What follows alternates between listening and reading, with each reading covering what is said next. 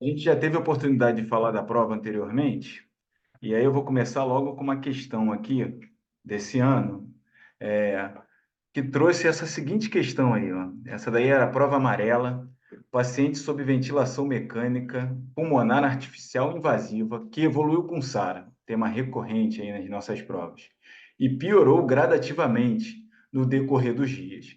Permaneceu durante todo o período sendo ventilado em modo PCV. Nessa condição, qual conjunto de alças de relação volume e pressão de preto para o cinza claro seria detectado? E aí, comecem vocês a dizer qual seria a resposta. Não tem certo e errado aqui, a gente vai trabalhar essa questão falando muito de conceito. Então, comecem a participar aí, galera. Bota aí para mim qual dessas alças que vocês acham que representa uma piora de um doente com SARA no modo PCV. Se quiser, bota não sei também, só para a gente começar a interagir mais. Vai lá.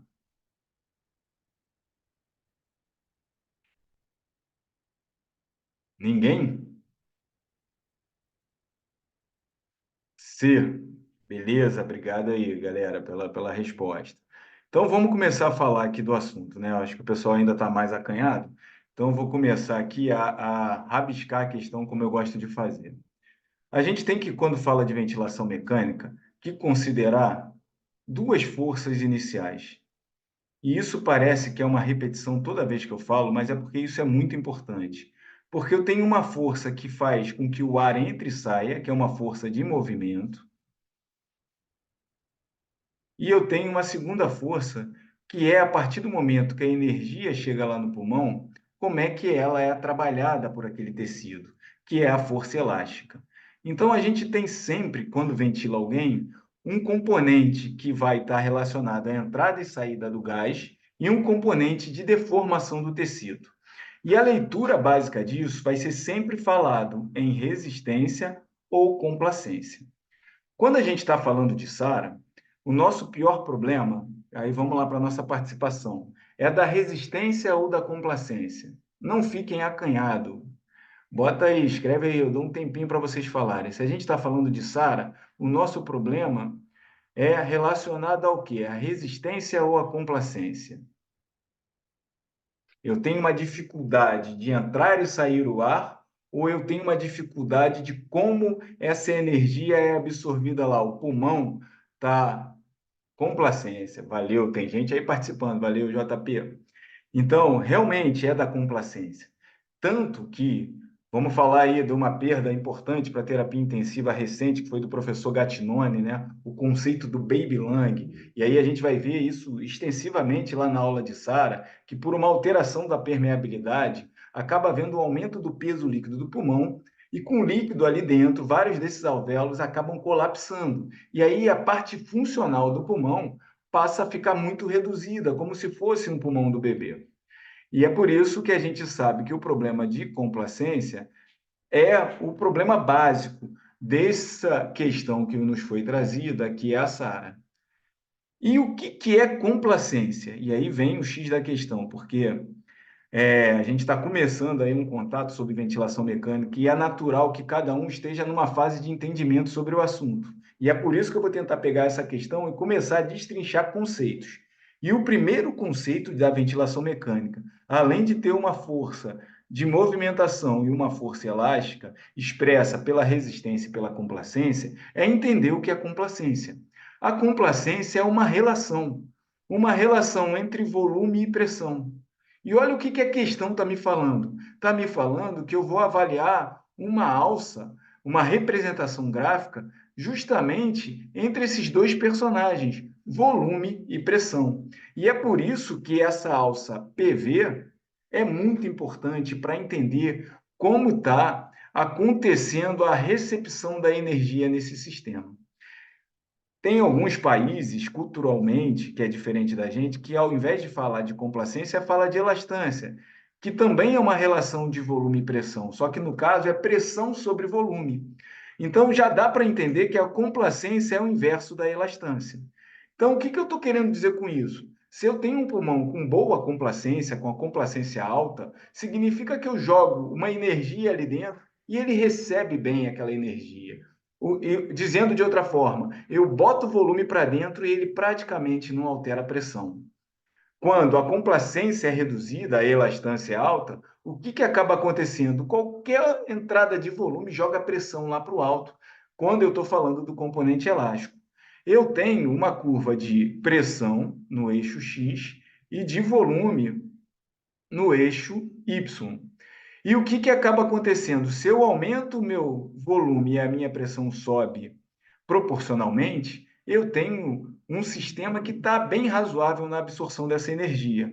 Agora, se eu subo um pouquinho de volume, saio aqui de 10 para 50 e a pressão estoura, a pressão sai de 5 para 20, ou seja, numa curva de VCV, que não é o caso da questão 8 da prova amarela, mas que também caiu na prova, o que eu estou querendo mostrar para vocês é que no ramo inspiratório, quando no modo VCV eu tenho uma curva mais deitada, eu tenho uma complacência pior, porque pouco volume aumenta muito a pressão. Só que aqui agora a gente não está falando de VCV. Nesse momento, a gente está falando de PCV. E o PCV escolhe como variável de controle a pressão. Então, o que vai mudar na curva PV quando a gente está olhando o gráfico no modo PCV? É que ao invés de ter aquela morfologia com variação pressórica durante todo o ato inspiratório e expiratório, eu vou ter um aumento de pressão de acordo com o volume, mas quando eu chego numa determinada pressão, que é o meu limite, eu não vou ultrapassar. Então, é natural que a curva em PCV, quando eu estou falando de pressão-volume, tem uma morfologia diferente. Ela tem a um determinado ponto onde eu atinjo uma pressão e a partir dali ela não vai ser modificada. Vamos olhar para essas curvas que a gente está vendo? Em todas elas, a pressão está no eixo X e o volume no eixo Y. E olha aqui como é que a pressão está variando durante esses atos ventilatórios. Então, se a pressão não está sendo a variável limite, essa curva está equivocada. Então, isso daqui está errado. Se eu também tenho um aumento da pressão, porque eu não estou mantendo ela como limite, eu também não tenho uma curva de PCV. Então, essas duas afirmativas já estariam fora. Agora, vamos pensar para essas duas curvas, onde depois de atingido uma variável pressórica aqui, ó, peraí, repara que eu atingo uma pressão e depois eu não mudo ela, né? Ela tá, dá um desconto aí que está meio tortinho e que tem uma pouca variação, mas essa curva está respeitando essa morfologia básica do PCV, que é atingir uma determinada pressão e manter essa pressão, e a variação acontecer muito mais relacionada ao volume do que à pressão. Se eu disse para vocês que em VCV uma mudança do sistema com diminuição da complacência fazia com que uma curva que estava em pé passasse a se tornar mais deitada, porque eu teria maior aumento de pressão para menor aumento de volume. No modo PCV, piora da complacência não leva a essa questão. Na aula lá que a gente até apresenta a figura de um anão, o anão de Velázquez, que é um pintor que de vez em quando faz figuras de pessoa com nanismo. E o que acaba acontecendo se a complacência do sistema em PCV piora? Como a pressão vai ser atingida e vai ser mantida, o que não vai subir é o volume, porque o volume é uma variável dependente. E se eu defino no aparelho pressão, tempo inspiratório e eu não mexo no volume, o que acaba acontecendo com o sistema é que o volume começa a ficar amputado. Então, no modo PCV, o que a gente vê na curva é uma diminuição da altura. E a gente tem essa diminuição tanto na afirmativa C, que foi até trazida como a afirmativa certa, quanto na afirmativa D. E existe só um detalhe entre essas duas curvas que faz com que a resposta certa seja a afirmativa C. é que com o pulmão com complacência reduzida, ele tende a expulsar o ar muito rápido. Ele não tem dificuldade e não demora para expulsar o ar. E se nessa curva PV eu tenho um componente índice seguido de um componente ex, como ele expulsa muito rápido, uma complacência que vai piorando, vai mantendo a curva bem fininha. Porque o aumento da curva em PCV, um aumento da esterese é o retardo, é o quanto que depois de submetido uma energia e deformado um corpo, cessado aquela energia, aquele corpo volta ao normal, se tiver uma característica elástica. Muita informação, tem muita gente aí que vai dizer, não estou entendendo nada que o Sibanto está falando, mas a gente está começando já resolvendo questão para algumas pessoas que ainda não têm a teoria. Informações básicas daqui. PCV, eu vou ter uma curva que não vai ter variação de pressão durante o tempo todo. Depois de atingido a pressão, eu vou ter uma parede, então é natural que eu não ultrapasse um determinado valor pressórico e a curva fica diferente, como a gente começou a ver a questão. E se a SARA piora a complacência e o volume não vai ser diminuído, vai ficar achatado, a curva vai perder a altura, que é o que está acontecendo tanto na afirmativa C e D, só que como eu não tenho nenhum problema de resistência, a saída do ar no componente expiratório, ela é muito próxima e a curva fica magrinha, como está na afirmativa C. A afirmativa D poderia sim ser pensada, mas aqui, olha a diferença do ramo ins para o ramo ex. É uma curva bem gordinha, entre aspas. Isso me mostra que eu tenho uma esterese aumentada, que não é algo que a gente espera num paciente que está piorando de SARA. Galera, muita informação. Vamos lá, bota para mim as dúvidas. O pessoal começou a participar, algumas pessoas botaram ali a pergunta que eu fiz de complacência. Deu para entender o conceito? Entender que a análise gráfica da curva PV é super importante para perceber alterações evolutivas, que existe uma morfologia habitual quando eu falo de VCV, que é uma curva que vai ter a pressão variável durante todo o ato ventilatório, e no PCV o que vai mudar é que eu vou atingir uma pressão e vou manter, então a morfologia já é diferente. E enquanto a complacência piorando no VCV deita a curva, no PCV achata a curva. Ok? Alguma dúvida? Posso seguir para adiante? Muito conteúdo, a aula de hoje é muito de provocação, porque a gente está invertendo a ordem, resolvendo questão sem ter apresentado alguns itens teóricos para muitos de vocês. Então, a gente vai lidar com esse desafio na noite de hoje. O pessoal botou aí um legal, vou seguir adiante. Deixa eu só apagar tudo aqui na questão, senão vai aparecer tudo na próxima questão. Curva PV. Próxima questão, e aqui foi a prova amarela, e aí falando do mesmo conceito, olha como é que é importante o que a gente está falando. Você foi chamado para avaliar os parâmetros ventilatórios de um paciente com síndrome de desconforto respiratório agudo, SARA. Assinale a alternativa com os dados mais compatíveis com tal quadro. E olha como é que a prova cobrou o mesmo conteúdo, onde eu tenho uma força de movimentação, que é a resistência, e uma força elástica, que é a complacência, e o produto delas duas, que é a constante de tempo. E como é que isso é fundamental para a gente bolar a nossa estratégia ventilatória? Vou pedir para vocês chutarem, ou para quem já sabe, me falar qual é a questão que está mais compatível em termos de constante de tempo, a partir do momento que eu tenho uma complacência e resistência, e logo na sequência eu rabisco a questão para a gente continuar falando. Chuta, galera, não sabe, chuta, a hora é essa. Participa, ensino é troca, aprendizagem. Botou aqui B.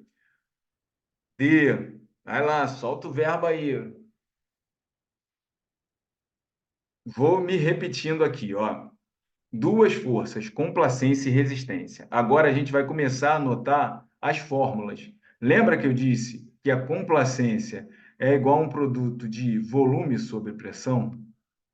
Falei isso. Eu digo para vocês que a resistência é uma variação de pressão sobre o fluxo em litros por segundo. Então, eu começo a ter a possibilidade de, na beira do leito, não só pegar o conceito, como verificar qual é o valor da complacência e da resistência. Paula botou a letra C aqui, vamos lá. E isso é fundamental. Você tem aquela, a gente chama de momento de ouro. Você entubou o teu paciente em sequência rápida, usou lá um sedativo, depois um relaxante muscular, tirou o paciente da jogada, entubou. Ele está sem drive, ele está sem força muscular naquele momento. E eu tenho, a partir de uma simples análise de valores do aparelho, chegar no valor numérico da complacência e da resistência conhecendo a fórmula. Para chegar nisso, se eu tiver em modo VCV, onde o fluxo é quadrado, e a gente vai falar bastante disso no decorrer do ano, a única coisa que eu tenho que fazer é apertar o botão de pausa inspiratória. Se eu aperto o botão de pausa inspiratória, a pressão que é ascendente vai, durante a pausa, ter o fluxo zerado, e aí eu vou conseguir ver o que eu chamo de pressão de platô. E essa pressão de platô, ela vai me trazer as informações que eu preciso para chegar nos valores de complacência e resistência. Porque a complacência é o volume corrente dividido por esse platô, que tende a me mostrar a pressão dentro do alvéolo, menos o meu ponto de partida daquela inspiração, que é a PIP. Então, essa fórmula é fundamental. Nas recomendações práticas desse ano, isso fica bem claro. Então, tem até uma bibliografia muito razoável e muito direta trazendo essa informação. Pausa inspiratória, chego na pressão de platô, o volume eu já setei porque eu estou no modo VCV, ou eu olho o volume que eu tenho no modo PCV e coloco numa simples fórmula. Volume corrente dividido por platô menos a PIP. O valor normal da complacência, num paciente que não tem patologia nenhuma, é de 50 a 80 ml por centímetro de água. Então, valor normal de complacência. E a resistência?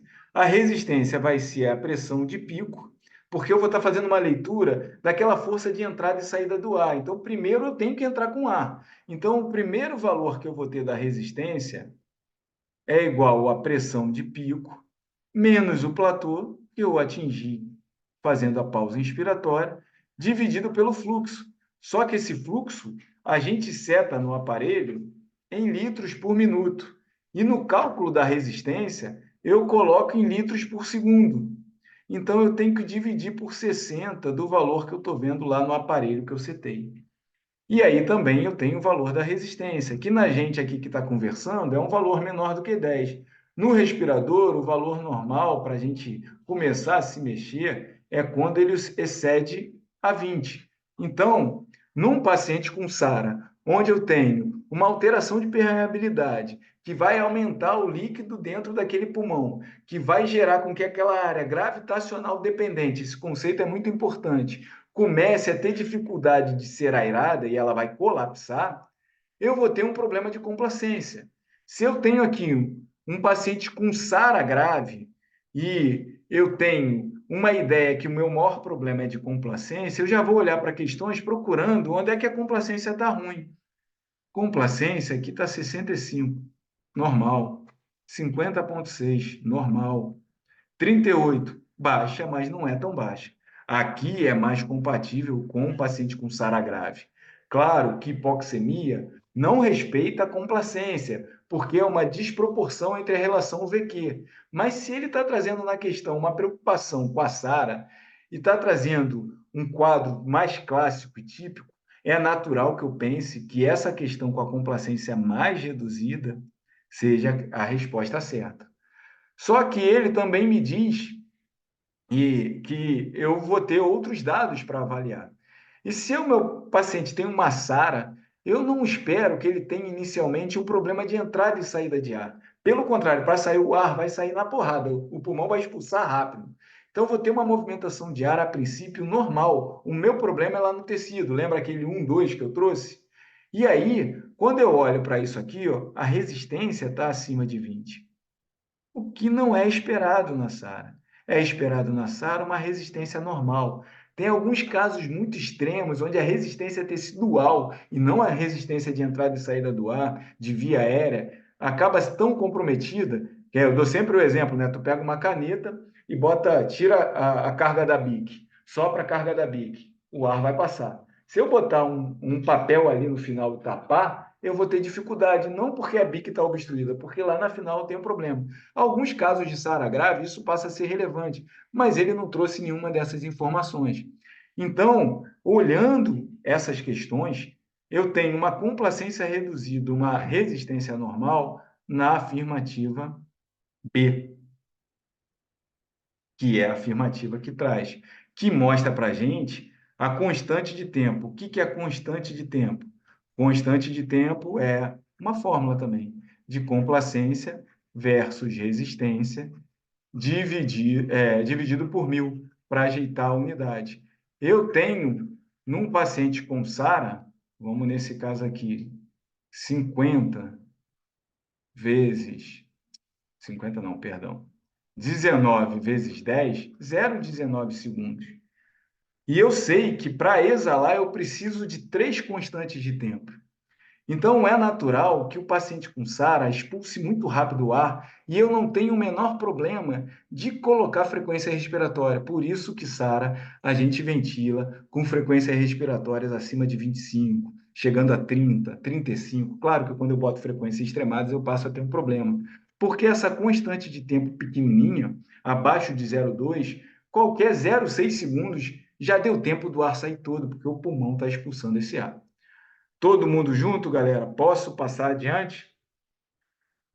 Qual era a pegada aqui? O mesmo conhecimento de patologia em relação ao cálculo de mecânica do nosso paciente. No caso, uma complacência reduzida com uma resistência normal. Alguma dúvida? Aquela meia pausa para vocês falarem. Diz aí para mim.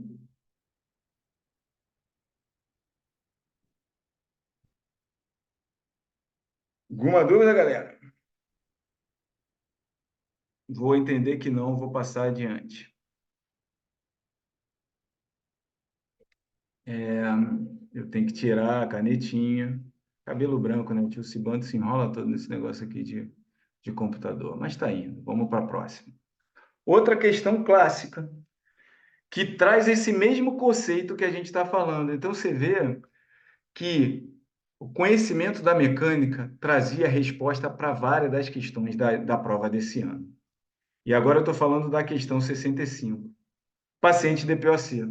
Eu saí daquele modelo SARA, que é um paciente restritivo de complacência reduzida, e agora eu tenho uma questão de DPOC, onde o meu problema não é a complacência às vezes é até aumentada ou normal. E o meu problema passa a ser a resistência do sistema. Se eu tenho constante de tempo, complacência versus resistência, o DPOC, ao invés de ter uma complacência, ao invés de ter uma constante de tempo pequenininha, ele tem uma constante de tempo muito longa. Então, vamos ler a questão junto aqui, que agora mudou. Deixa eu só tirar meu rosto aqui, que eu não estou lendo a questão. DPOC, recebendo ventilação mecânica invasiva. Beleza, já entramos na, na nossa cabeça o que a gente tem que pensar.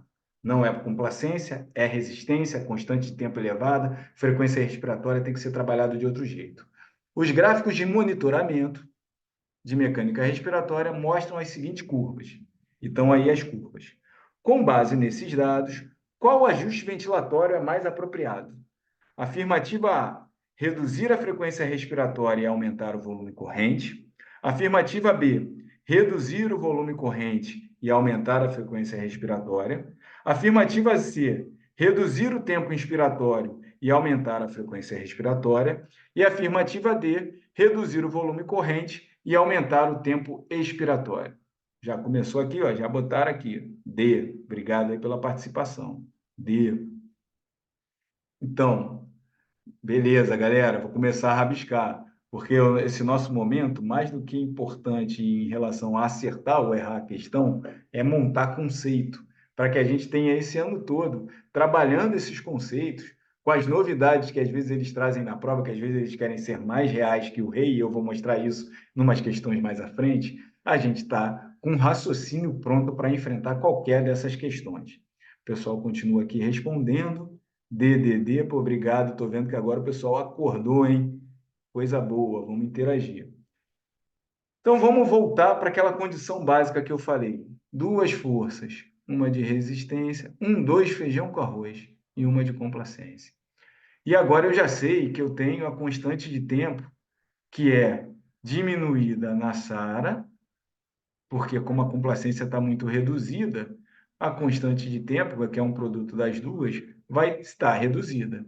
E a constante de tempo do DPoC, que como a complacência é normal ou alta e a resistência é normal, vai estar muito aumentada nos pacientes asmáticos e no paciente DPoC, que a gente vai chamar de paciente obstrutivo, porque o problema inicial está relacionado à resistência, enquanto que na SARA a gente chama de modelo restritivo. E como os problemas são diferentes, a estratégia ventilatória tem que ser diferente. E todo mundo sabe que a gente não pode aumentar a frequência respiratória, porque se eu aumento a frequência respiratória, eu encurto o tempo de exalação. E aí vem um conceito fisiológico. A gente inspira utilizando a bomba neuromúsculo esquelética, que é representada por o maior músculo da respiração, que é o diafragma. Então, a inspiração é um processo ativo. Se ele é um processo ativo, tem gasto de energia, acaba que ele é muito mais eficaz. Enquanto que a expiração é chamado de passivo de maneira equivocada, porque, na verdade, não é que não tem energia, ela usa a energia gerada na inspiração. Então, o diafragma contrai, pressão subatmosférica, uma pressão de dentro menor do que de fora, gera-se um fluxo. Entra um ar para dentro do pulmão. A partir do momento que esse ar entra, dependendo da mecânica desse tecido, vai haver uma acomodação. Esse tecido vai distender, porque o pulmão também tem característica elástica.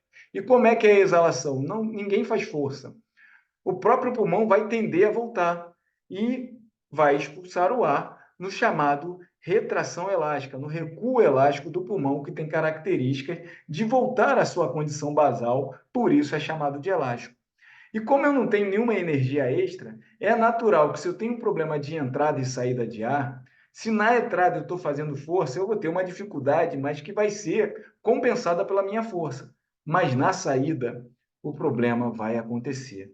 E é isso que a gente está vendo aqui. Ó. Eu tenho uma curva de volume no tempo e uma curva de fluxo no tempo. E aí a gente vai aprender a reconhecer essas curvas e se o fluxo no tempo, e o fluxo é a única curva que tem um componente positivo e um componente negativo. Positivo, inspiração, negativo, exalação. E o volume, ele sempre sai do zero e volta para o zero e tem um aspectozinho triangular. E a pressão no tempo sai da PIP e volta para a PIP. Aqui não está representada a curva na pressão do tempo. Mas olhando o fluxo quadrado, eu já rapidamente saberia que eu estou falando de um modo VCV, tendo sido esclarecido isso no enunciado ou não. Só que quando eu olho para essas curvas, o que mais chama atenção nela é que no componente exalatório, eu teria que ter um retorno do fluxo ao zero. Só que olha o que está acontecendo aqui. O famigerado, famoso, mundialmente conhecido alto PIP, que tem uma expressão gráfica pelo não retorno ao zero do fluxo. E é isso que a gente está vendo. Soma isso à informação que a gente já teve, que o paciente é um DPOC, a gente já está entendendo que o nosso grande problema é relacionado à resistência, que gera uma constante de tempo alta. E se eu tenho uma constante de tempo alta, na exalação que eu não vou estar gastando energia, eu não vou conseguir botar o volume que entrou para fora, porque a exalação é um processo, entre aspas, como eu já falei, passivo. Dizendo isso, é natural que eu comece a ter preocupação, primeiro, de dar tempo desse ar sair. Então, paciente obstrutivo precisa de frequência. Onde é que eu estou? Não sei nem onde é que eu estou aqui. Frequência respiratória tem que ser baixa. Tem que ser baixa para sobrar um tempo exalatório bom, maior. Eu tenho que priorizar o tempo exalatório. Como é que eu posso fazer isso? E outra coisa, se eu boto muito ar lá para dentro, mais ar eu vou ter que botar para fora. mais dificuldade eu tenho de zerar esse sistema porque entrou muito ar. Então, a questão traz a informação de que eu tenho um paciente com uma patologia muito conhecida, com uma fisiologia bem definida, onde eu tenho um alto PIP claro e que eu preciso tomar uma medida. Essa medida precisa aumentar o tempo expiratório. Então, vamos lá. Reduzir a frequência respiratória? Uma boa. Aumentar o volume corrente? Não. Se você aumentar o volume corrente, mais difícil vai ser tirar o ar que entrou, porque vai entrar mais ar. Então, aumentar o volume corrente não é uma boa. Reduzir o volume corrente é uma boa. Aumentar a frequência respiratória? Se eu aumento a frequência respiratória, não tem jeito, o tempo é finito. Eu até falo na aula de fisiologia que a gente tem que saber de pressão, volume, fluxo e tempo. E tempo, eu nem tento explicar para vocês, porque é o conhecimento intuitivo e deixo isso para os físicos. E tem lá uma série de teorias acima do tempo. Mas o que a gente sabe aqui na nossa realidade é que ele acaba. Se eu aumento a frequência, eu vou ter menos tempo de janela respiratória. Esse conceito é importante. Janela respiratória é o somatório ins e ex. Se eu aumento a frequência, eu vou ter menos para dividir. Fatalmente sobra menos para o tempo exalatório. Eu estou falando exalatório para não ficar confuso na hora de me ouvir. Se eu falo expiratório, confunde com inspiração. Então, exalatório. Então, aumentar a frequência respiratória, bota essa questão fora. Reduzir o tempo índice e aumentar a frequência respiratória, acabei de falar que a gente não aumenta a frequência respiratória no paciente DPOC. Lá nas recomendações práticas, inclusive fala-se de valores de 8 a 12 de incursões respiratórias por minuto. E no nosso bate-papo de hoje ficou muito claro que isso está relacionado à constante de tempo. Então, reduzir o volume corrente é uma boa estratégia, porque eu tenho menos volume naquele meu momento que precisa trazer o que entrou para fora. Então, menos volume, menos chance de aprisionamento aéreo. E aumentar o tempo expiratório, que é onde eu comecei a minha fala, que eu tenho que priorizar o tempo exalatório. Então, a questão D é a questão certa. Estou falando muito, galera, mas é porque eu acho que conceito é muito importante. Porque por mais que a gente até tenha conseguido acertar uma ou outra questão, que são componentes sempre cobrados, esse aqui é um deles, o alto PIP. Sempre temos que olhar o alto PIP, tem que saber reconhecer, tanto na curva de fluxo-tempo, como na curva de volume-fluxo, porque isso daí é uma recorrência nas questões da prova. A gente precisa estar afinado em relação ao entendimento da realidade do nosso paciente, sendo na prova ou no nosso dia a dia. Todo mundo junto, galera? Escreve aí. Aí, ó. Alto Pipe, Rafael Lauria botou aí, brilhou. É isso aí, galera. É isso que a gente precisa. Às vezes, não saber a questão toda é o de menos, porque você está reconhecendo o que é mais importante. Não sei se vocês perceberam que eu estou até agora só falando de mecânica ventilatória. 3 questões seguidas de mecânica ventilatória. E agora a quarta vai trazer mais uma informação importante a respeito do assunto. Questão número 9, prova amarela. Paciente com 120 quilos, sem outras comorbidades, em pós-operatório imediato de correção de hérnia incisional abdominal, chega à UTI com necessidade de ventilação mecânica invasiva em VCV. Aí aqui embaixo ele bota o que é VCV, controlada volume, do inglês, volume control e tudo mais. Algumas horas após, o alarme de pressão total em vias aéreas é acionado e a imagem da monitorização ventilatória do paciente é a que se segue. Então tá lá, ó, olha para a imagem. Curva de fluxo, componente positivo e negativo, curva de pressão, saída PIP, e num determinado ponto ela está estourando. E aí ela aborta ali o sistema. Diante disso, assinale o que provavelmente está ocorrendo. Síndrome de angústia respiratória aguda com elevação da drive pressure, e aí ele diz que a drive pressure é pressão motriz em português, que é o platô menos a PIP. Edema agudo de pulmão com elevação da pressão de platô. Compressão diafragmática com aumento da pressão intraabdominal.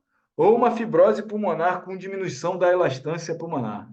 Manda bala. Já tem gente falando aqui, ó. C. Rabiscar a questão. Vamos rabiscar a questão.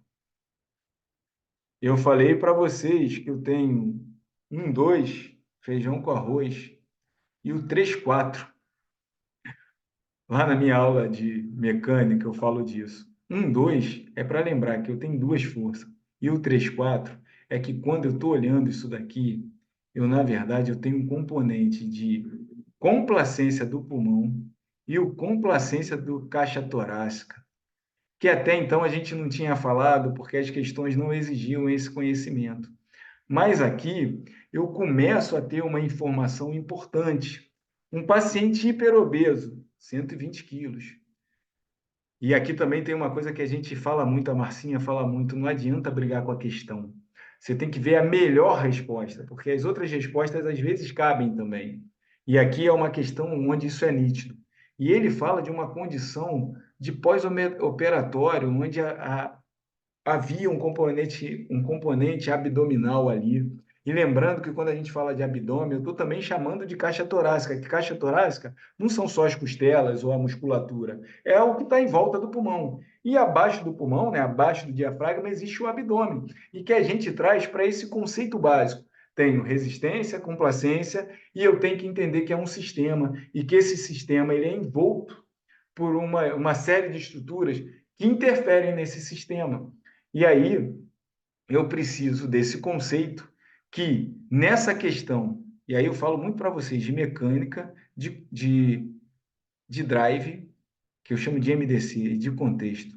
Nessa questão, o que grita é o contexto, porque eu estou te falando que há um problema grave aqui nesse sistema. E esse problema grave com a pressão estourada, provavelmente, é porque esse pulmão funcionalmente está reduzido. Só que foi de maneira súbita. E como é que eu sei que isso daqui não é um acúmulo de secreção, uma obstrução? Olha como é que na curva de fluxo eu volto rapidamente para o zero. Muito poucos segundos eu já voltei para o zero. Então, a minha mecânica me mostra que o meu problema é de complacência, só que pelo contexto, não por uma mudança do pulmão propriamente dito, mas por esse cenário que envolve o pulmão. E essa é uma questão onde a fibrose pulmonar é brincadeira, né? Não tem por que pensar em fibrose pulmonar hiperaguda.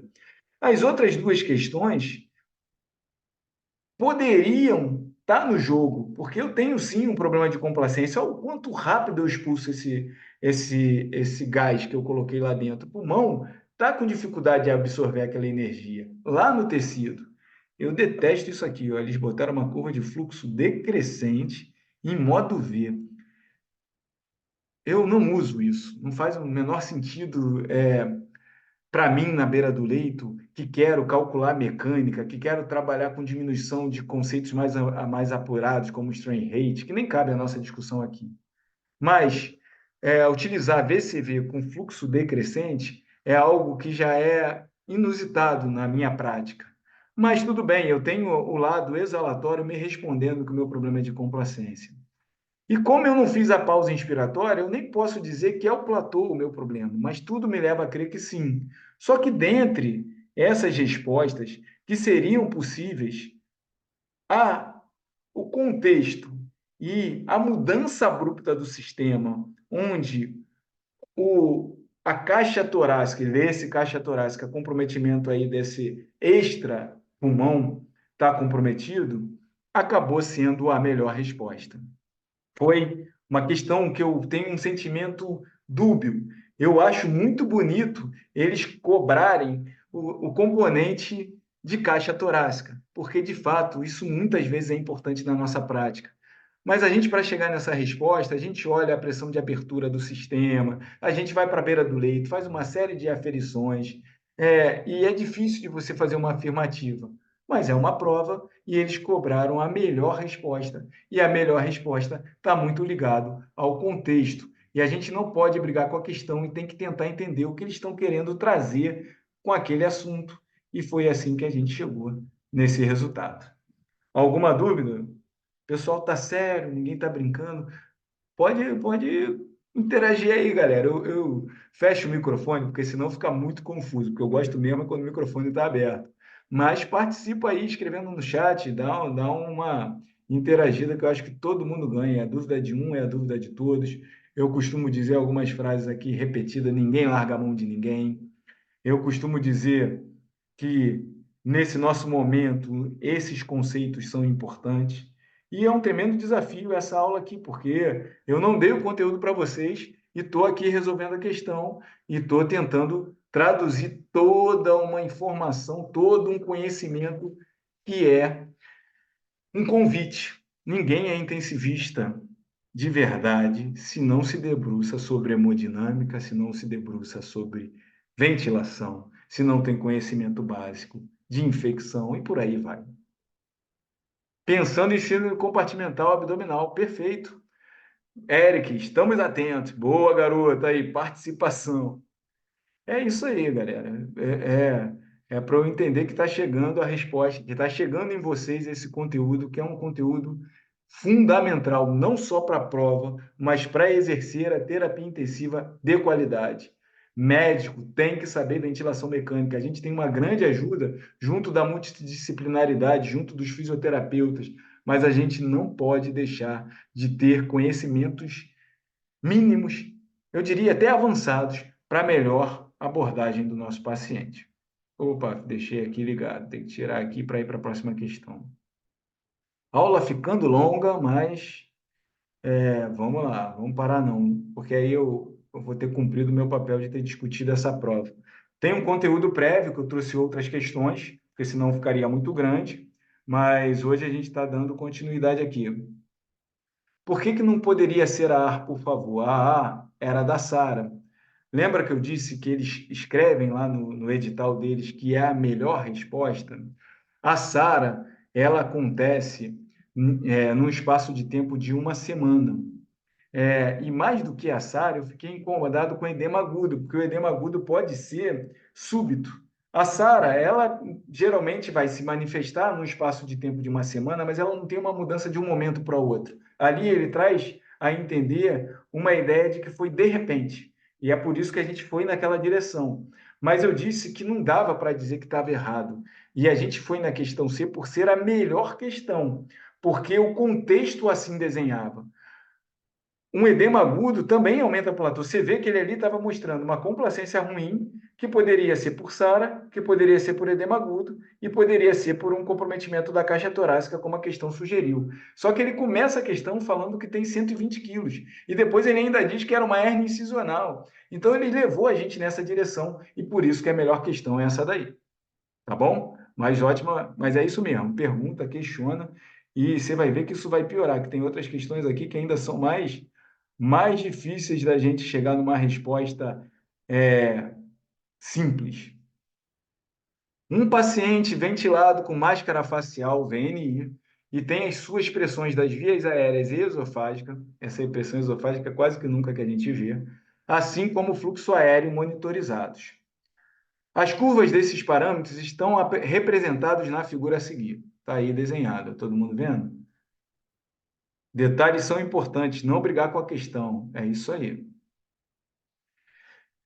E aqui, ó, a gente tem o fluxo, pressão esofagiana e pressão de vias aéreas num paciente em VNI. VNI, a gente tem que lembrar, eu sempre falo as mesmas coisas. VNI, a gente tem que pensar nas indicações 1A. DPOC descompensado, edema agudo de pulmão. Isso daqui é repetido, questões repetidas, e eu sempre vou aproveitar para falar isso. Claro que no imunocomprometido, na paliação, na insuficiência respiratória hipoxêmica, tem bola dividida, mas onde a gente tem uma evidência forte é essa daí. Só que quando a gente fala de VNI, a gente fala das dificuldades da ventilação não invasiva, que é sincronia do paciente, vazamento, má adaptação, lesão facial, escolha do dispositivo. E essa questão aponta para a gente numa dessas dificuldades. E aqui vocês já começaram a responder enquanto eu estava falando, já botaram aqui para mim, que seria fadiga diafragmática. Olha como é que é. A amiga às vezes é cruel, que não é simplesmente ler o livro, tem que ter conceitos, tem que chegar na melhor questão. Vamos tentar traduzir, botar a letra A. Então, VNI, nunca esqueça das indicações precisas e nunca esqueça das dificuldades, e uma delas é vazamento. Então, ali já tem uma coisa de fuga de ar, porque a sincronia na VNI é por isso que alguns respiradores são adaptados para compensar essa fuga, para não gerar um comprometimento grave da mecânica. E aqui ele traz a pressão esofagiana, que é uma coisa que a gente não tem na prática. Mas olha como é que ele já bota uma setinha onde a pressão esofagiana não mudou. Então, essas alternativas que falam de fome de ar, esforço expiratório e fadiga diafragmática, que mostram que deveria haver uma pressão esofagiana com uma mudança abrupta, não aconteceu quando começa o problema, que é um problema que mostra para a gente uma diminuição abrupta do fluxo, que não era para estar acontecendo e que não acontece nos outros sistemas. Então, ó, o fluxo está derrubado. Se o fluxo está derrubado, por que o fluxo caiu? Porque ele está vazando, está se perdendo para o ambiente.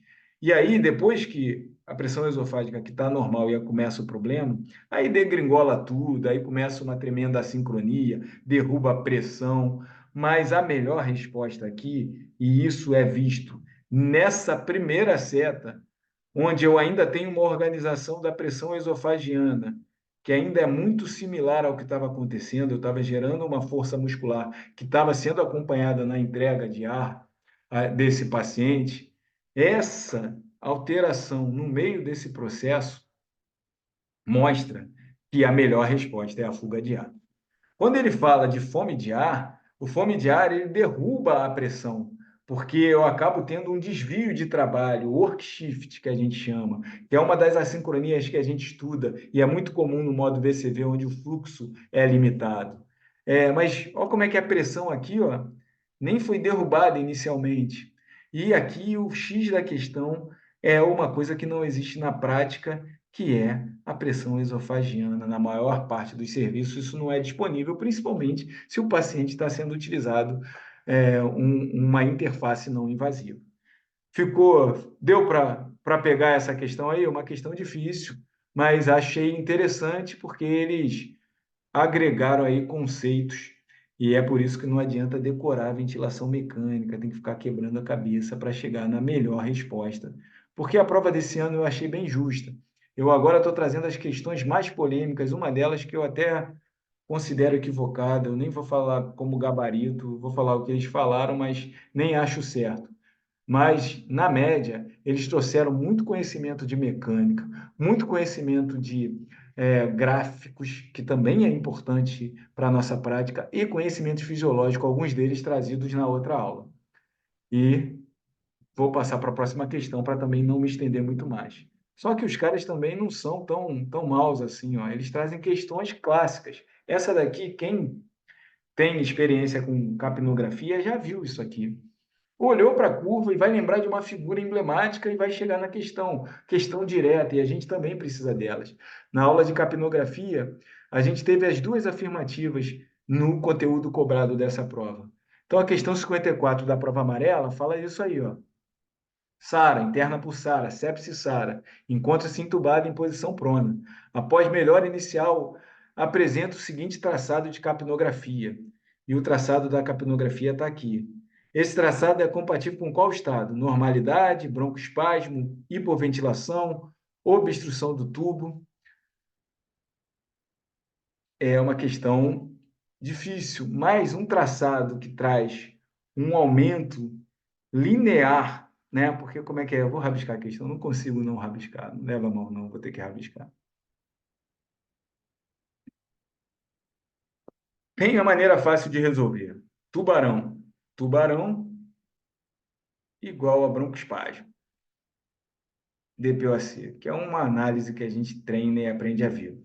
E o que que é isso? Aqui na metade, quando o CO2 não tem nenhuma alteração, eu estou no final da exalação. No final da inspiração. E aí começa a exalação. No início da exalação, o ar que sai é o ar do espaço morto. Depois começa a haver um aumento progressivo do CO2, porque eu vou pegar o CO2 que já foi trocado. E num determinado momento, eu vou fazer uma leitura daquele CO2 que já participou da troca gasosa. E a morfologia habitual da capnografia é uma morfologia que me mostra um platô. Nessa fase de ascensão, eu tenho uma parte de espaço morto e uma parte que teve troca. Quando eu tenho um broncoespasmo, quando o meu problema é mais de entrada e saída de ar, O que está acontecendo é que eu vou ter espaço morto, misturado em todo momento da ventilação. E aí eu tenho um aumento progressivo, como se eu só tivesse aquela fase inicial. E eu acabo não tendo platô. Se eu não tenho um platô, o meu problema é de resistência. E a resposta dessa questão é que o paciente fez um broncoespasmo. Poderia ser obstrução de tubo? É uma discussão que a gente pode fazer. Mas a obstrução do tubo também mexeria em relação ao PET-CO2, o valor final, e a gente teria análise gráfica na vida real de uma limitação de fluxo exalatório, que eu vou mostrar logo na sequência. Então, essa era uma questão das mais diretas, que era um aumento onde eu não vejo o platô e que isso está relacionado ao broncoespasmo. Foi, galera? Ganha velocidade. Pensaria em obstrução e pensar em prona. Cara, eu não vou te dizer que está errado, não. Eu acho que é algo legítimo e traz um questionamento. Talvez com toque acotovelado. Cara, volto a dizer que eu não discutiria isso, não. Porque eu acho que você tem razão. Só que aí também o que chega lá no final de CO2, ele também fica comprometido, porque eu tenho uma obstrução macro ali, né, do próprio tubo. É, mas caberia, sim, uma discussão nessa direção. Acho que eles se expuseram porque eles levaram um contexto, e o contexto foi super importante para as outras questões, mas nessa daqui, talvez por ser uma imagem clássica, eles cravaram o gabarito como broncoespasmo. Dói, mas fazer o quê? É isso. Vamos para a próxima, galera, para não estender muito mais que... Alguém sabe se o Fluminense está ganhando? Pode me falar aí, não tem problema não. Essa aqui sim, uma questão clássica também. Ele bota aqui uma capnografia e faz a seguinte: perdeu um pênalti? Pô, não precisava nem me falar, Rafa. Pô, deixa isso para lá. Durante a manobra de ressuscitação cardioventilatória, o paciente apresenta o seguinte padrão do ETCO2, né, da capnografia. Vinha aqui uma capnografia e, de repente, um salto. Este achado sugere qualidade variável da compressão torácica, súbita ruptura do septo ventricular, ocorrência de extubação acidental, retorno da circulação espontânea. Manda bala aí.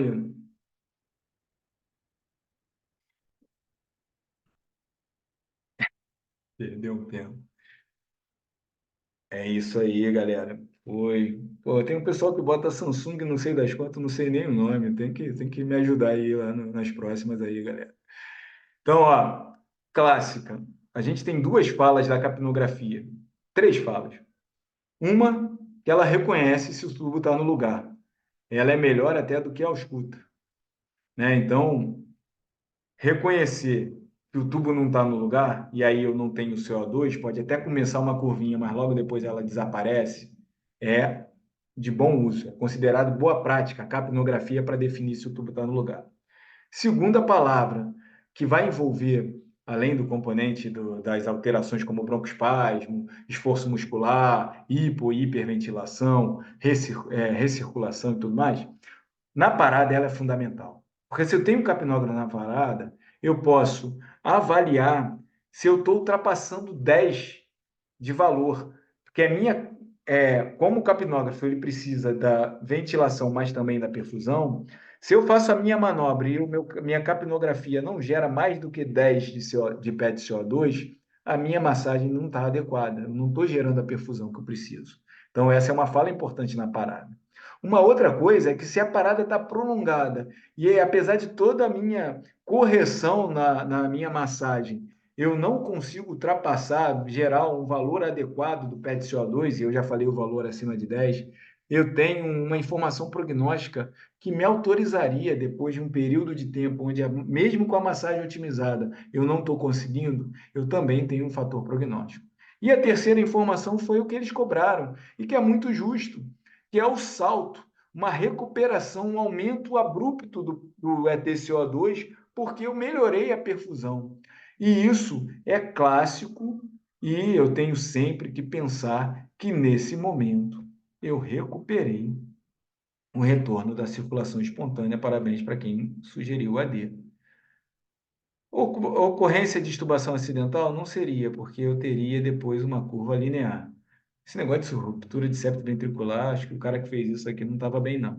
E qualidade variável, Aqui ele não bota o valor, mas ela está praticamente a mesma, né? Não está tão. Durante a manobra, ele está conseguindo manter uma semelhança entre se está acima de 10 ou não, a questão não nos diz, mas não está tão variável assim.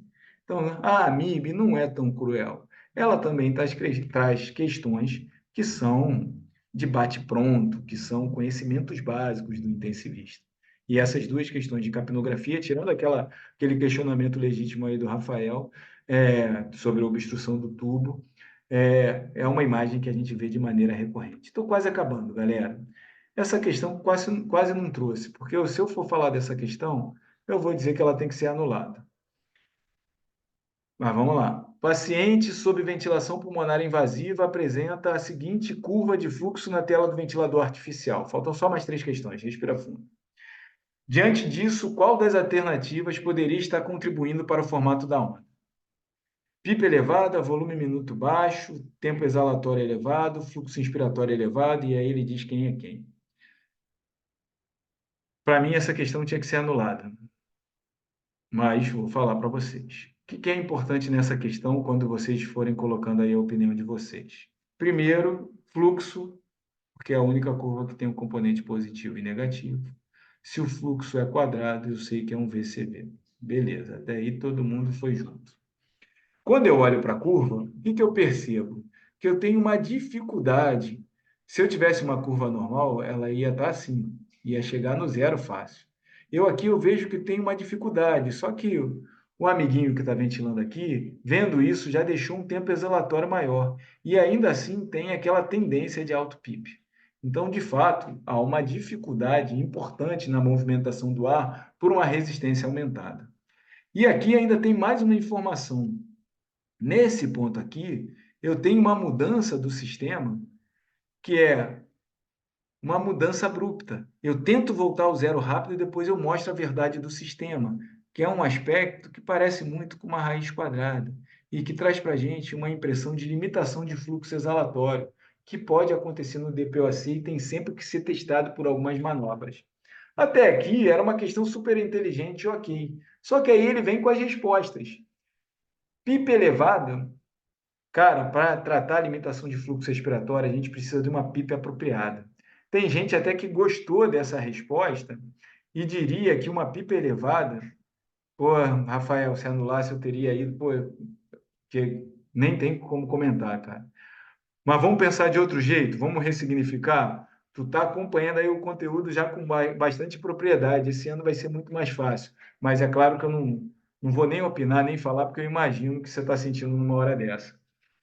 Mas a PIP elevada, ela poderia gerar uma pressão pleural se eu tivesse um pulmão muito heterogêneo, que pode acarretar numa limitação de fluxo respiratório e ter uma auto-PIP oculta, que a gente chama. E essa PIP elevada, pediram para opinar, então eu vou falar, galera. Eu falei que eu interajo, não vou deixar de interagir. A prova, ela tem uma função, mas que não é a função de definir nenhum de nós. A prova não pode definir a nossa vontade de oferecer o melhor para o nosso paciente.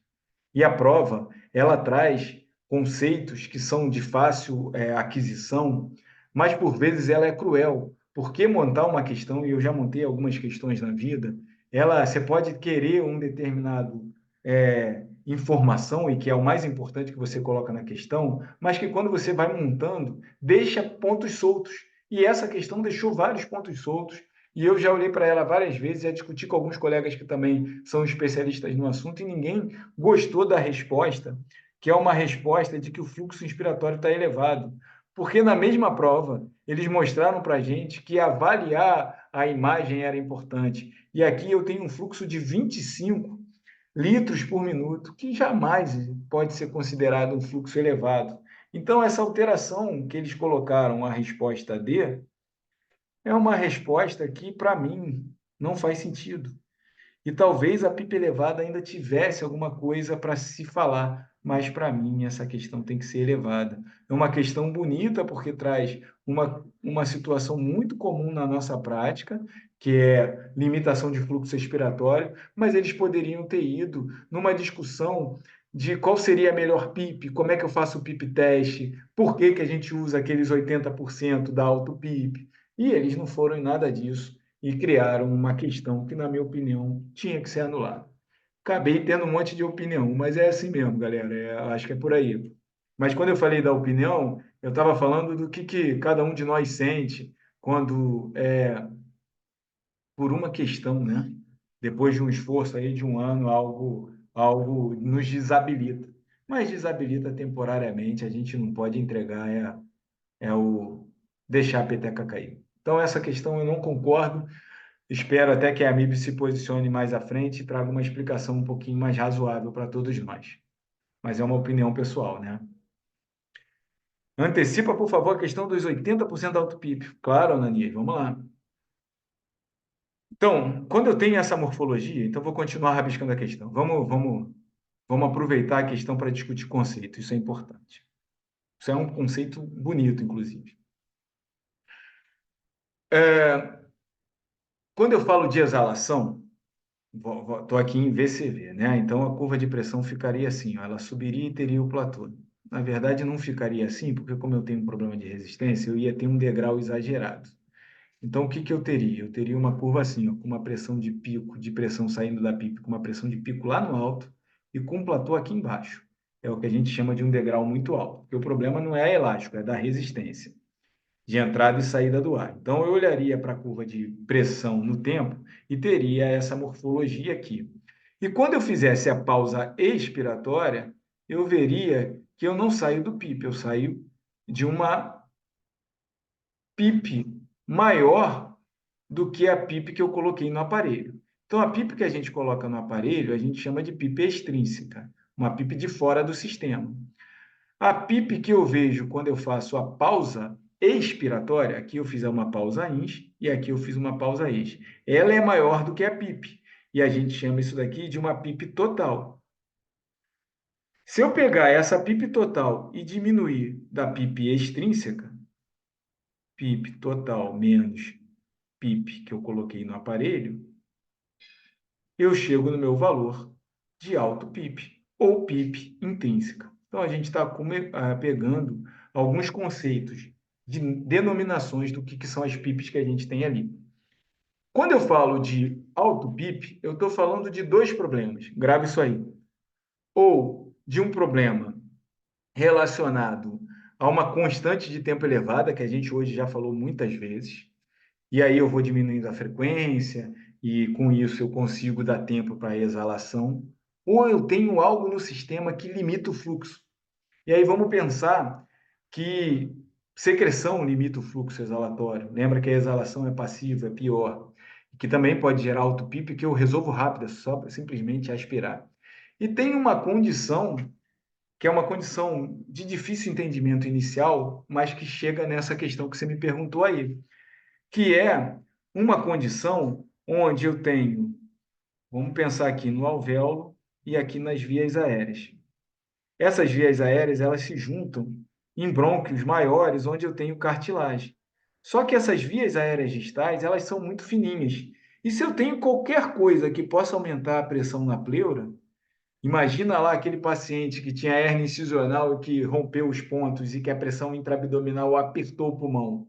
Eu posso ter uma pressão acima da pressão que está dentro da via aérea. Então, vamos dizer que aqui eu tenha 20 dentro do alvéolo, ela vai caindo para 19, 18, 17, e aqui fora eu tenho uma pressão de 15. Quando ela chegar em 15, esse alvéolo vai colapsar. Esse alvéolo não, esse brônquio distal vai colapsar. Esse daqui é o que a gente chama de ponto de igual pressão. Não quero entender tudo isso agora, mas o que eu estou querendo te dizer é que existem algumas condições em que uma pressão fora do pulmão, fora dos alvéolos, pode colapsar os brônquios que não têm cartilagem. E quando isso acontece, daqui para cá, o pulmão fica excluído. Eu nem consigo verificar essa autopip, porque é uma autopip que está fora do sistema. É chamado de autopip oculta. E a gente suspeita muito disso quando eu tenho essa mudança, porque na SARA, geralmente o que eu vejo é isso aqui, ó. A dificuldade de voltar ao zero é durante o tempo todo. Aqui não, ele volta rápido e depois muda. que é aquela raiz quadrada. Isso faz pensar que eu tenho um componente fisiopatológico diferente da asma e faz pensar em que eu tenho uma PIP oculta, que vai ser difícil, inclusive, de definir o valor, por conta desse conhecimento fisiopatológico que pode acontecer no DPOC, que perde a tração radial e que entra muito volume, ou na SARA com componente extrapulmonar, como o obeso. Ou no caso de uma hipertensão intraabdominal. Isso tudo se junta um pouco no conceito de pressão de abertura de vias aéreas, que a gente vai falar mais na frente. E esse 80% da auto-PIP, o que acaba acontecendo? Ó, eu tenho aqui um alvéolo, aí tenho lá o brônquio, que colapsou. Agora pensa que eu botei uma PIP. Se eu botei uma PIP, essa PIP ela faz como se fosse um stent, porque essa pressão alta mantém esse bronquíolo distal aberto. E é por isso que existe essa fala de 80% da auto-PIP para a gente tentar combater essa tendência de limitação de fluxo exalatório. Pô, esse banco é muita coisa, é muita coisa. E quer ver uma dificuldade? A gente está falando de sistema. Então, é difícil de verificar isso, porque eu vou ter uma parte que vai estar hiperdistendida, uma parte que vai estar excluída. E a análise disso é difícil. A gente chega nessa conclusão avaliando a curva de fluxo-volume. E deu uma volta ao mundo. Mas como é que é isso? Eu saio aqui de uma curva de fluxo-volume, de volume-fluxo, que quando eu diminuo a PIP, eu saio lá de uma pressão dentro do alvéolo para o platô e eu diminuo a PIP, o que deveria acontecer? Eu deveria exalar mais.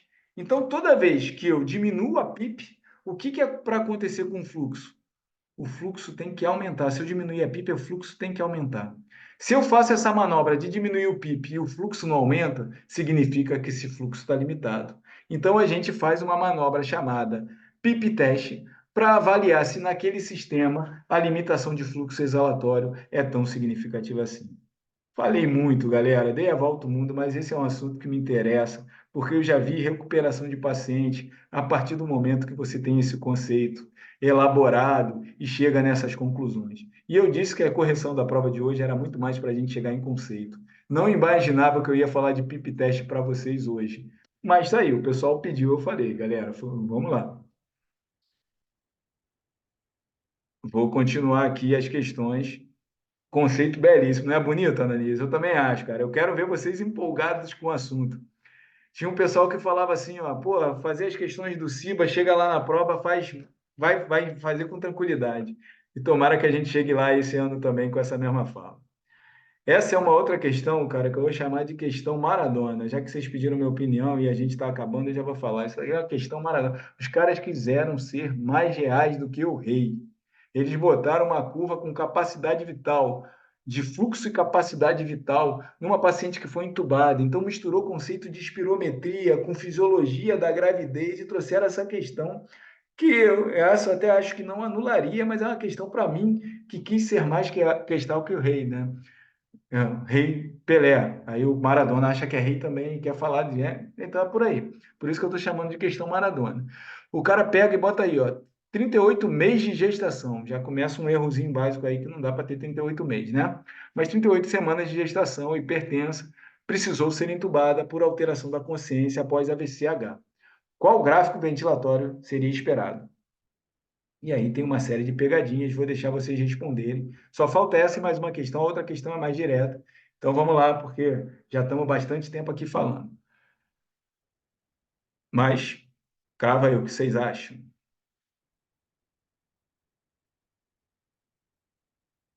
Isso aqui é uma curva que era para ser uma curva de volume e fluxo, que a gente está acostumado de olhar no respirador. Só que o cara já começa misturando as questões, ó. Bota capacidade vital. E aí eu vou trazer as informações que a gente tem de conhecimento, porque isso ajuda a chegar na resposta, mas que eu acho que é passível de crítica. Primeira delas, na gestação, a gente tem um hormônio chamado progesterona. E a progesterona aumenta e estimula o drive do centro respiratório e faz com que a gente tenha um volume corrente aumentado na ventilação, no paciente na gestação, porque a progesterona tem esse efeito. Isso é tão importante que é comum algum grau de alcalose onde o PCO2 da grávida é em torno de 28 a 32, é um pouco mais baixo. Essas são as informações que a gente tem quando fala de grávida, de gestação e alteração ventilatória. O pessoal botou B aí. Até aí, tudo bem. Uma outra fala importante da gestação é que eu vou ter aquele conceito de caixa torácica, de componente extrapulmonar. Se o bebê está crescendo e eu estou jogando o diafragma para cima, o que, que vai acontecer? Eu vou ter uma diminuição da minha capacidade residual funcional. E aqui eu vou fazer uma pausa. Quando eu falo de capacidade na espirometria, eu estou falando de soma de volumes. E aqui eu vou desenhar uma tentativa do que a gente veria numa espirometria, né? A gente veria um volume corrente, ins e eis, ins e eis. E aí, se você pede para o cara respirar fundo, você tem um volume de reserva inspiratória. Se você manda ele respirar fundo, tem um volume de reserva exalatória. Então, ó, volume corrente, volume de reserva ins, volume de reserva ex. E aí o cara volta. Só que a gente aprendeu e já sabe que, além disso, o pulmão nunca se colapsa totalmente. Isso é muito importante para a economia da nossa fisiologia, porque você abrir um alvéolo que tem lá as suas pregas é muito mais difícil do que tu já pegar ele um pouquinho aberto. Aí, de maneira grosseira, pensa numa bexiga de festa, né? Quando ela atinge um determinado valor, ela fica mais complacente pela lei de Laplace e tudo mais. Então, a gente sabe que o pulmão nunca se fecha totalmente. Que, além desses volumes que a gente consegue pegar aqui, eu ainda tenho um volume residual, que está relacionado àquela briga entre a caixa torácica e o pulmão. O pulmão tenta fechar, a caixa torácica segura. Então, como a pleura mantém colado essas duas estruturas, eu tenho um ponto ali onde eu tenho um equilíbrio, que é um ponto que ainda mantém o pulmão com algum volume dentro dele e que facilita muito a próxima inspiração. Então, a gente sabe que existe um volume residual. E agora, falando de capacidade, se eu pego o volume de reserva inspiratória, o volume corrente e o volume de reserva expiratória, eu tenho a capacidade vital. E aí vem uma informação cruel, mas a vida é assim. A capacidade vital na grávida não é alterada, é normal. O que é reduzido é outra capacidade, que é o somatório do volume de reserva ex com volume residual, que é a capacidade residual funcional. E aí, o cara começou a misturar os conceitos todos, porque gol do Fluminense, boa, Fábio, obrigado, cara. É, começou a misturar tudo, porque ele botou capacidade vital. E aí existe uma fala de um entendimento que o conhecimento fisiológico nos traz, que a capacidade vital é mantida. Mas olha só como é que é complexa essa questão. A capacidade vital é mantida porque eu aumento o volume corrente, porque eu tenho um centro respiratório ativo. Se eu entubei essa paciente e ela está sob efeito de sedativo, talvez a minha capacidade vital também seja reduzida. Só que não foi esse conceito que eles trouxeram, porque eles misturaram uma respiração espontânea com uma ventilação mecânica, entendendo que o conhecimento da gestante que está respirando espontaneamente pode ser transposto por esse momento aqui, em que, como é um AVCH, diria que o pulmão não tem problema, mas ela foi para o tubo. Ela usou sedação, eu não sei em que momento que eu estou. Inclusive, nessa primeira curva aqui, ó, onde o fluxo é limitado, eu sei que ela está em VCV, não está em ventilação espontânea. Então misturaram tudo. Só que o que eles queriam que você falasse? Primeiro, que você não tem nenhum problema de resistência maior. Que a capacidade vital, e aqui é uma covardia, eles botaram aqui, ó, não é volume fluxo, é capacidade vital. E a capacidade vital está reduzida. E existe uma fala da fisiologia que a capacidade vital é mantida, como estão nas outras questões. E aí ele traz essa resposta como a melhor afirmativa, já que aqui eu estou com 50% da capacidade vital e o que eu vou ter alteração de verdade é da capacidade residual funcional.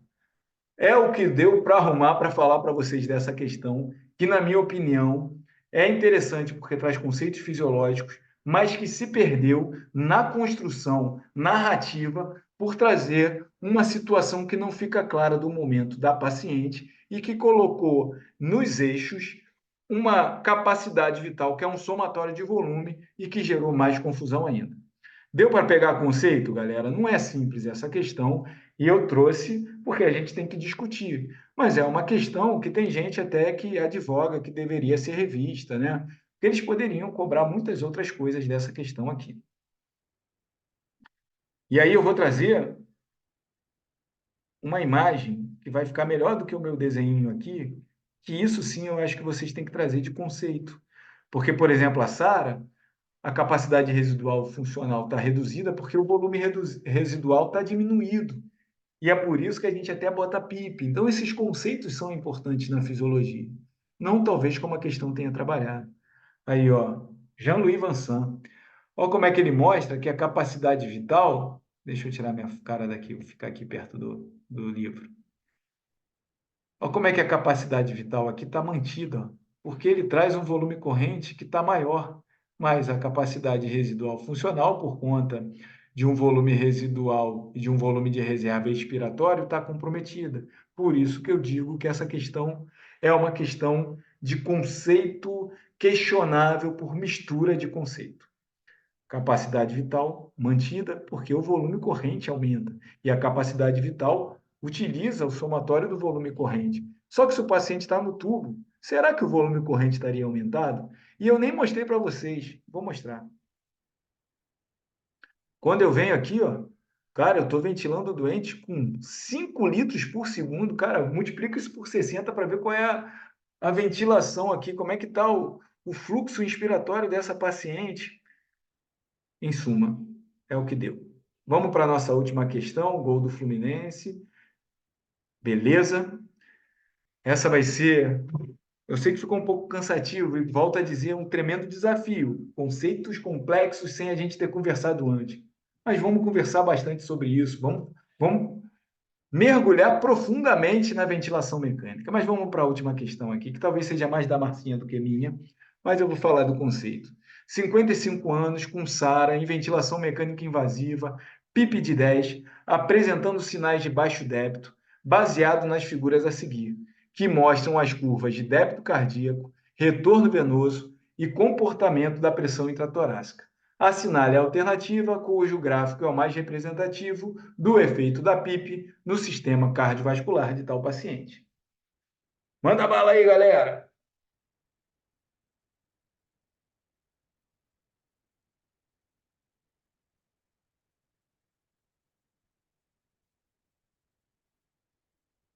Cri, cri, cri, ninguém tá chutando, né? Estão lendo, né? Então, antes de olhar para as curvas, vamos trazer conceito. PIP é importante para no conceito de melhora da capacidade residual funcional do paciente com SARA, beleza? PIP fisiológica não existe, existe PIP profilática, que eu acabei de te falar, que na fisiologia normal o pulmão não esvazia porque tem uma compensação entre a caixa torácica e o recuo elástico do pulmão. Mas a PIP vai me ajudar a tentar recuperar parte daquele pulmão colapsado, que se tornou menor, que fez com que o volume residual dele ficasse menor, e por isso que ele tenha menos unidades de troca, e por isso que ele é chamado de baby lung. Então, a PIP, se eu consigo melhorar a capacidade residual funcional, se eu consigo abrir alguns alvéolos que tendem ao colapso, é muito bem-vinda para o sistema respiratório. Mas eu estou colocando pressão dentro da caixa torácica. E eu tenho que lembrar da PIP não só para o sistema respiratório, mas também para a nossa hemodinâmica. E aí existe toda uma preocupação de olhar o que acontece quando eu boto PIP, tanto no sistema respiratório quanto em relação à hemodinâmica. Em relação à hemodinâmica, o que eu tenho que pensar é que para o VD, e esse é, que é o conceito que eu quero trazer, VD é tudo bom, VE é ruim, quando eu boto pressão positiva no tórax. Ou melhor, fiz ao contrário, tá vendo? Foi bom que aí deu tempo de corrigir.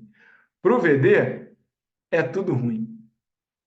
E para o VE, é tudo bom quando eu boto uma pressão positiva no tórax. Por quê? Porque o VD ele não é tão adaptado ao VE. Então, quando eu boto uma pressão intratorácica e o VD ele vem do corpo, mas joga para a caixa torácica. Se eu tenho uma pressão dentro do tórax aumentada, eu estou dificultando o meu esvaziamento do meu VD, e o VD ele não é musculoso que nem o VE. Então, a pós-carga do VD fica pior quando eu boto uma pressão positiva dentro do tórax, e aqui representada pela PIP. Da mesma forma, o VD tem como obrigação de pegar o sangue do corpo e jogar adiante. Se eu boto uma pressão dentro do tórax positiva, a pressão que está fora, mesmo que ela seja maior, ela começa a ter dificuldade. Então, também piora a pré-carga do VD. Então, para o VD, uma pressão dentro do tórax positiva, como ele tem como objetivo de jogar o sangue para dentro do tórax, pós-carga do VD fica pior, pré-carga do VD fica pior, e, consequentemente, como ele não é forte, ele às vezes abre o bico.